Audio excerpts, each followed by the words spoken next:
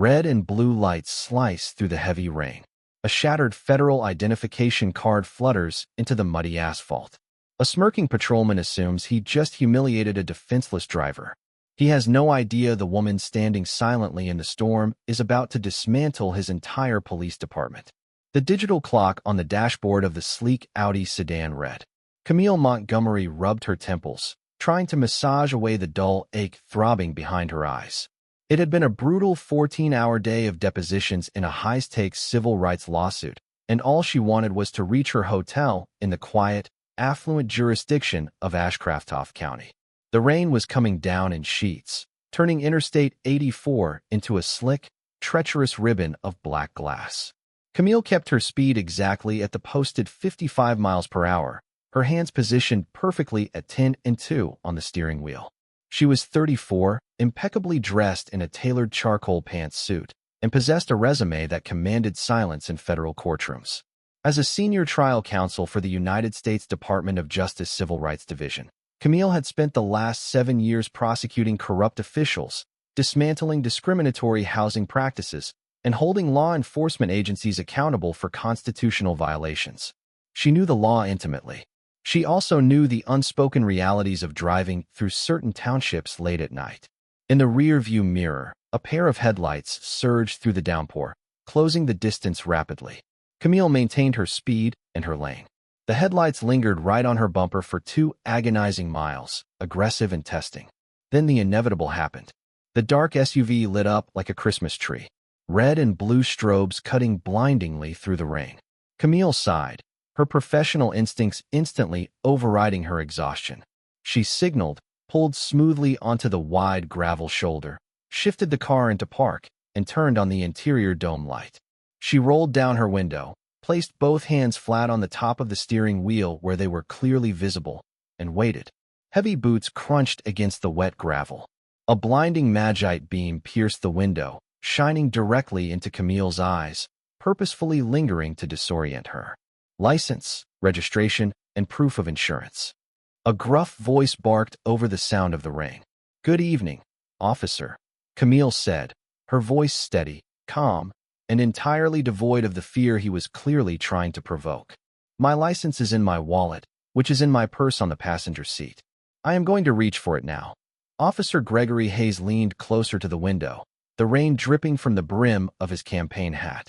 "I was a 15-year veteran of the Ashcraft Police Department, a man whose personnel file was a thick ledger of use of force complaints that the local union had always managed to sweep under the rug." He looked Camille up and down, his eyes lingering on her dark skin, her sharp suit, and the expensive interior of the Audi. His lip curled into a visible sneer. "Just get the license," Hayes snapped, his hand resting conspicuously on the butt of his service weapon. Camille slowly reached over, retrieved her leather wallet, and opened it. As she slid her driver's license free, the interior flap of the wallet flipped open, revealing her federal credentials. It wasn't a standard police badge. It was the Department of Justice leather folio containing a gold federal seal and a high-security microchipped PIV, personal identity verification card identifying her as an official of the United States government. She handed him her state driver's license and the rental agreement for the car. Hayes snatched them from her fingers, but his flashlight beam darted down to the open wallet resting on her lap. "What's that?" he demanded, pointing the heavy flashlight like a weapon. "That is my federal identification," Camille stated neutrally. "I am a prosecutor with the Department of Justice." Hayes barked out a harsh, mocking laugh. It was a cruel sound that echoed over the drumming rain. "A prosecutor? Sure you are. And I'm the King of England. They just handing out DOJ badges in the inner city now. Hand it over, officer. There is no need for you to examine my federal credentials. They have nothing to do with this traffic stop. May I ask why I was pulled over?" "I said hand it over now," Hayes shouted, stepping closer to the door, unbuckling the retention strap on his holster. Knowing the terrifying statistics of roadside escalations, Camille remained completely motionless. "I am going to hand you the folio," she said, deliberately keeping her movements glacial. She lifted the leather case and extended it out the window. Hayes snatched it from her. He examined the gold seal, then ripped the plastic ID card out of its secure housing. He held it under his flashlight, his face twisted in absolute contempt. You people really think you're smart, don't you? Hayes sneered, his voice dripping with venom. You buy this garbage on the internet? Think flashing a fake badge is going to get you out of a DUI. I have not been drinking, officer, Camille replied, her voice dropping an octave, taking on the cold, lethal edge she reserved for hostile witnesses. And I strongly advise you to return that identification. It is the property of the federal government. It's the property of a fraud, Hayes spat. In a display of sheer arrogant dominance, Officer Hayes gripped the edges of the thick microchipped ID card and bent it violently. The high-grade plastic held for a second before snapping with a loud crack, severing the embedded security chip. Not satisfied, he tore the leather folio in half, letting the destroyed pieces of Camille's hard-earned credentials fall into the mud beside her car. Camille stared at the shattered pieces of her identity in the mud. She didn't scream. She didn't cry. Instead, an absolute freezing calm washed over her. She began mentally logging the infractions. Destruction of federal property, deprivation of rights under color of law, unlawful detention. Step out of the vehicle, Hayes ordered, pulling his handcuffs from his belt. You're under arrest for impersonating a federal officer and possessing forged government documents. I am stepping out, Camille said. She pushed the door open. Stepping into the freezing rain, Hayes didn't give her a chance to turn around. He grabbed her shoulder roughly, spinning her against the slick side of the Audi. He kicked her legs apart with unnecessary force and yanked her arms behind her back. The steel cuffs bit sharply into her wrists, ratcheted entirely too tight. Not so arrogant now. Are you, counselor? Hayes whispered mockingly in her ear as he shoved her toward his cruiser. Camille said nothing. She let the rain wash over her face, memorizing his badge number, the unit number of his cruiser, and the exact time on the dashboard camera as he pushed her into the caged back seat. Officer Gregory Hayes thought he had just put an uppity woman in her place. He didn't realize he had just swallowed a lit stick of dynamite, and the fuse was already burning down. The Ashcraft Police Department was a brick fortress that smelled of ammonia, damp wool, and stale coffee. It was 2:30 a.m. when Officer Hayes marched Camille through the double doors, his hand wrapped tightly around her bicep. The precinct was mostly quiet, manned by a skeleton crew working the graveyard shift. Behind the raised booking desk sat Sergeant Bill O'Malley, a heavy-set man with a ruddy complexion who was halfway through a stale donut. He looked up, raising an eyebrow at the sight of the sharply dressed woman dripping rainwater onto the linoleum floor. What do we got? Greg Ollie asked, wiping powdered sugar from his uniform pants. Caught as a live one, Sarge. Hayes gloated, slamming the wet, muddy pieces of Camille's destroyed DOJ badge onto the booking counter. Traffic stop on 84, swerving. When I lit her up, she tried to pull a fake federal badge on me to get out of it. Claimed she was a big-shot lawyer for the DOJ. O'Malley chuckled, picking up the snapped plastic card. The gold emblem was covered in grit. Impressive forgery. They're getting better with the fake chips. We charging her with impersonating an officer. You bet, Hayes, emptying Camille's purse onto the counter. I want her car impounded, full inventor. Search. Let's see what else she's trafficking.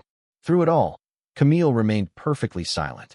They cataloged her belongings, her phone, her keys at all, her hotel key card, her watch.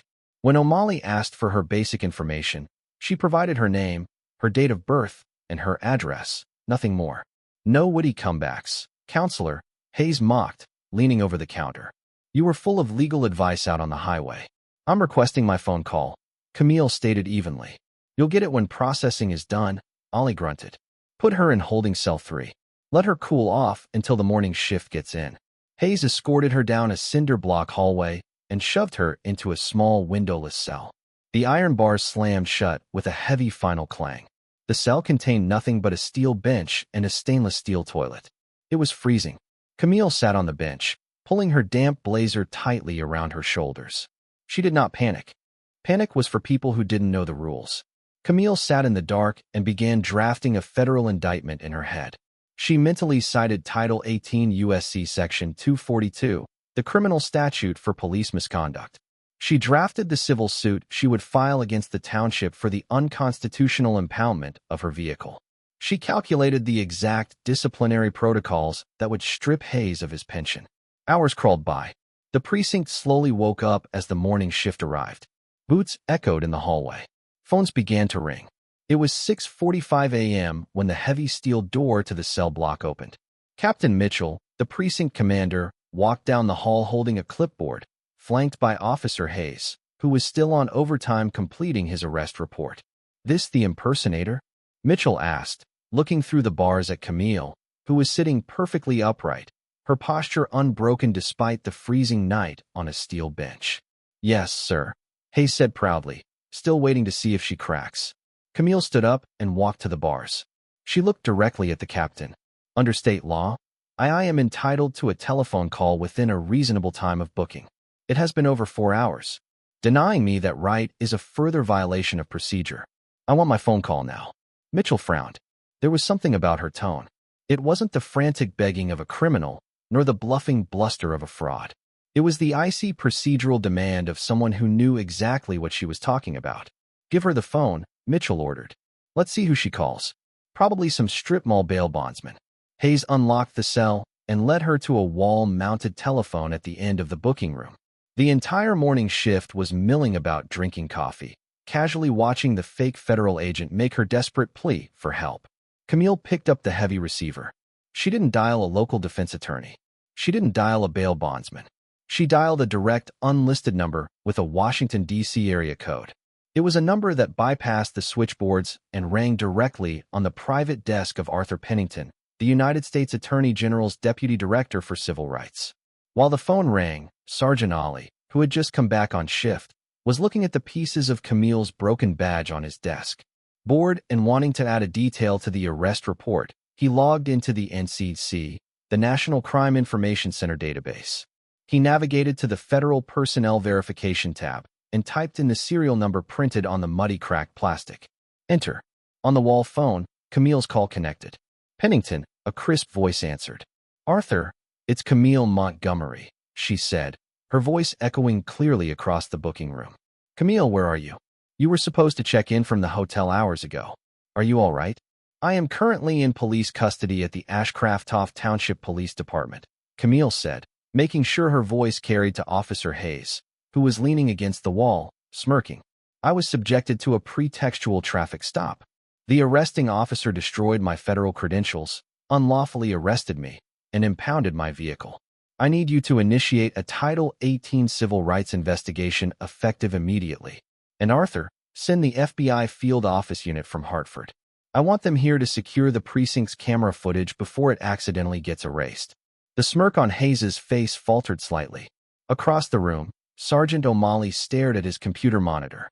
The standard blue screen of the NCIC database had suddenly flashed bright crimson. A high-priority alert box consumed the monitor, accompanied by a blaring digital tone that made every officer in the room jump. "Top secret clearance verified. Subject, Montgomery. Camille, Agency, U.S. Department of Justice. Status active senior official. Warning. Any detention of this individual must be immediately reported to the Federal Bureau of Investigation." Ollie's ruddy face drained of all color, turning a sickly, pasty white. He looked slowly from the blaring red screen to the broken, muddy pieces of the badge on his desk, and then to the black woman standing calmly at the wall phone. "Captain Mitchell," O'Malley whispered, his voice trembling so badly he could barely get the words out. "Captain, you need to see this right now." Captain Mitchell leaned over the booking desk, his eyes darting frantically across the blaring red screen of the NCIC terminal. The high-pitched digital alarm continued to pulse, a sound that felt like a physical blow to the precinct commander's chest. The words "top secret clearance" and Federal Bureau of Investigation burned into his retinas. "Turn that alarm off, O'Malley," Mitchell hissed, his voice shaking. "I can't, Captain," O'Malley stammered, his fingers hovering uselessly over the keyboard. "It's a federal lockout protocol. The terminal is frozen until an alphabet agency clears it. Sir, we locked up a DOJ prosecutor." Mitchell turned slowly. Across the room, Camille Montgomery had just placed the receiver back onto the wall hook. She didn't look terrified, and she certainly didn't look like a criminal. She looked like a predator who had successfully lured her prey into a cage. "Hayes," Mitchell roared, his voice cracking with unprecedented panic. Officer Gregory Hayes jumped, spilling hot coffee onto his uniform shirt. "Yeah, Cap. What's going on? Why is the computer screaming?" Mitchell closed the distance between them in 3 massive strides, grabbing Hayes by the collar of his uniform and violently shoving him against the cinder block wall. "You stupid, arrogant son of a who did you arrest? Tell me exactly what happened on that highway." She was swerving, Hayes protested, his earlier bravado completely evaporating under the captain's sudden fury. "She handed me a fake badge cap. I swear it looked like a cheap novelty toy. I snapped it because she was resisting." "Resisting?" Camille's voice cut through the room like a scalpel. She hadn't moved from the phone. "I complied with every unconstitutional order you issued, Officer Hayes, including the one where you destroyed government property, I might add, that contains a classified tracking microchip. When you broke it, it sent an automatic distress signal to the DOJ Operations Center. They knew exactly where I was the moment you snapped it." Hayes's jaw went slack. The blood completely drained from his face. You're lying. "Get the keys, O'Malley," Mitchell barked, releasing Hayes in disgust. He marched over to Camille, attempting to plaster a sickeningly sweet, conciliatory smile over his terror. "Ms. Montgomery." "Camille, there has been a massive misunderstanding here. A terrible, terrible mistake by one of my overzealous officers. We're going to get those cuffs off you right now. Fetch your vehicle from the impound and let you get on your way. No charges. Complete misunderstanding." "Do not touch me, Captain," Camille said, taking a deliberate step back as Mitchell reached for her handcuffs. Mitchell froze. "Ma'am, please let us take the cuffs off." "No," Camille said, her tone absolute zero. "I was unlawfully detained and processed into this facility. I am currently a prisoner of the Ashcraft Police Department. I will not allow you to unarrest me to sweep this under the rug. I am staying in these handcuffs, and I am going back into that holding cell until the Federal Bureau of Investigation arrives to formally process my release and secure the evidence of my kidnapping." "Kidnapping?" O'Malley choked out from the desk. "Deprivation of rights under color of law, false imprisonment, and destruction of federal property." Camille rattled off smoothly. "Yes, gentlemen. By the time the sun comes up, this precinct is going to be a federal crime scene." Panic set in. Pure unadulterated panic. Hayes, realizing his career and his freedom, was evaporating before his eyes slowly backed toward the rear exit. His cruiser, the dash cam. If the footage was gone, it would be his word against hers. He could say she attacked him, that she threw the badge into the mud. He just needed to wipe the hard drive. He bolted for the door. "Stop him," Mitchell yelled, realizing exactly what the desperate cop was about to do, but it was too late. Not because Hayes made it out the door, but because the door suddenly burst open from the outside. 3 matte black Chevrolet Suburbans had just jumped the curb, parking diagonally across the precinct's front lawn. The heavy glass doors of the Ashcraft Police Department swung wide open, and the Hartford FBI field office poured in. There were 8 agents in total, wearing tactical vests plastered with bright yellow FBI lettering. Leading the pack was Special Agent in Charge, William Donovan, a silver-haired veteran with a face carved from granite. He walked straight past the trembling Officer Hayes, ignoring him entirely, and locked eyes with Camille. "Counselor Montgomery," Donovan said, his booming voice echoing in the silent room. "I apologize for the delay. Traffic on 84 is a nightmare." "Agent Donovan," Camille replied calmly. "Thank you for coming." Donovan turned to Captain Mitchell, producing a thick sealed document from his jacket. "Captain Mitchell, I am executing a federal search and seizure warrant for this entire precinct. I need the keys to the holding cells, the passwords to your server room, and the immediate surrender of the dash cam and body cam footage from Officer Gregory Hayes' vehicle. Nobody moves. Nobody touches a computer. This department is now under federal lockdown." The reckoning was not just swift. It was a devastating surgical dismantling of an corrupt ecosystem. Within 48 hours, the story had violently erupted across every major national news network. The Ashcraft Police Department, a wealthy suburban precinct that had operated with unchecked arrogance and impunity for decades, found itself completely paralyzed by a Department of Justice siege. That morning, Special Agent Donovan and his team systematically neutralized the precinct. Officer Gregory Hayes was forced to surrender his weapon, his duty belt, and his tin star. The irony of the moment not lost on anyone in the booking room. He was marched out of his own department in heavy federal handcuffs, his face pale and slick with panicked sweat. The FBI Tech Division mirrored every hard drive, confiscated every server, and most importantly, secured the unedited dash cam footage from Hayes' cruiser before a single frame could be suspiciously deleted. The video was damning. It showed exactly what Camille had reported. A perfectly compliant, meticulously calm federal prosecutor being harassed, degraded, and unlawfully assaulted by a rogue police officer. It captured the exact moment Hayes ripped the DOJ folio in half and violently snapped the secure microchipped ID card in the pouring rain, laughing as he did it. But the Department of Justice did not stop with Officer Gregory Hayes. Camille Montgomery, back in her impeccably tailored suits and armed with the full, unyielding weight of the United States government, led a Title 18 civil rights audit of the entire Ashcraft Police Department. She directed a team of 20 federal investigators who descended upon the town's archives. They confiscated a decade's worth of arrest records, traffic stop logs, and internal email communications. What they uncovered was staggering. It was a systemic, deeply ingrained pattern of racial profiling and excessive force that specifically targeted minorities traveling late at night on Interstate 84. The audit proved that Sergeant O'Malley had routinely altered booking times to deny suspects their constitutional right to legal counsel. It revealed that Captain Mitchell had personally signed off on dozens of use of force cover-ups, burying complaints from citizens who didn't have the resources to fight back. The hammer finally fell in federal court. To ensure absolute impartiality in an ironclad proceeding, the DOJ brought the case before federal Judge Lewis A. Kaplan, a real-life no-nonsense jurist known throughout the federal circuits for handing down severe, unyielding sentences to corrupt public officials. During the trial, the atmosphere in Judge Kaplan's courtroom was tense and unforgiving. Hayes' defense attorney sweated profusely as he tried to argue that it was a simple mistake, a stressful night in the freezing rain, where a tired officer simply made a poor judgment call regarding a suspicious ID. Judge Kaplan wasn't having a single second of it. He leaned over the heavy mahogany bench, his eyes boring holes into the disgraced cop. "You did not make a mistake, Mr. Hayes," Judge Kaplan boomed, his voice echoing off the courtroom walls, glaring down at the man who was now wearing a drab orange prison jumpsuit instead of a uniform. "You saw a black woman in an expensive vehicle, and you made a conscious, malicious, and calculated decision to humiliate her. You assumed she had no power. You assumed she had no voice.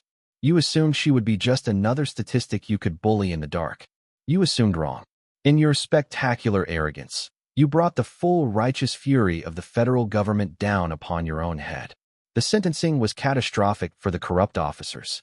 Gregory Hayes was found guilty of deprivation of rights under color of law, false imprisonment, and destruction of government property. Judge Kaplan sentenced him to 7 years in a maximum security federal penitentiary. He was permanently stripped of his pension and barred from ever holding public office or working in security ever again.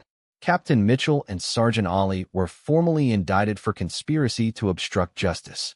To avoid prison time, both men were forced into early, completely disgraced retirements, losing their municipal benefits and their reputations. Furthermore, the town of Ashcraft was hit with a massive civil rights lawsuit by the DOJ, resulting in a staggering $12 million settlement that fundamentally crippled the municipality's budget.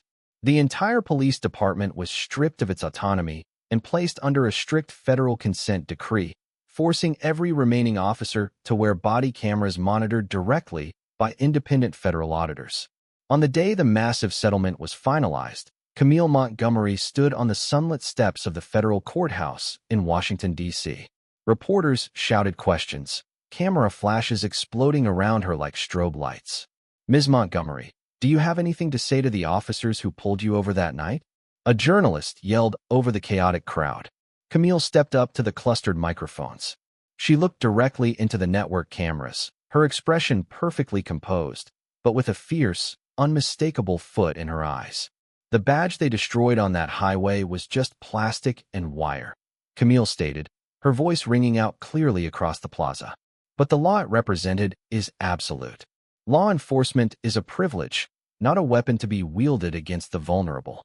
And to anyone wearing a uniform who believes their badge grants them the right to terrorize civilians in the dark, know this.